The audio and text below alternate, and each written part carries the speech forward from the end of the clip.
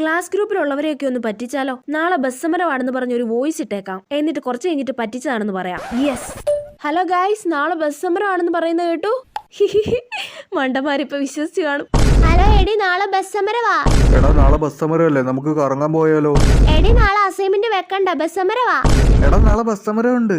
എടി നീ മിസ്സിനോട് ചോദിക്കടി, ബസ് സമരം ആയോണ്ട് എക്സാം മാറ്റി വെക്കുവോന്ന്.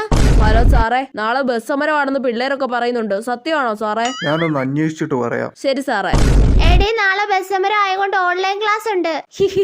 ഞാനൊരു കാര്യം പറയട്ടെ, ഞാൻ നിങ്ങളെ പറ്റിച്ചതാണ്. എന്ത്? ബസ് സമരം ഉണ്ടെന്ന് പറഞ്ഞ് ഞാൻ വെറുതെ വോയിസ് ഇട്ടതാടി. പോടി, മിസ് പറഞ്ഞല്ലോ നാളെ ബസ് സമരം ആയതുകൊണ്ട് ഓൺലൈൻ ക്ലാസ് ഉണ്ടെന്ന്. ദൈവമേ, പണി പാളിയോ? ഇതിപ്പോ ആഗോള പ്രശ്നമായോ? നാളെ ബസ് സമരം ആയതുകൊണ്ട് ഓൺലൈൻ ക്ലാസ് വെച്ചിട്ടുണ്ട് കേട്ടോ. അയ്യോ, വേഗം തന്നെ അയച്ച വോയിസ് ഡിലീറ്റ് ആക്കട്ടെ, ഇല്ലെങ്കിൽ പ്രശ്നമാ. കിട്ടി ഡിലീറ്റ്. ഓ, നാളെ ബസ് സമരമാണല്ലേ.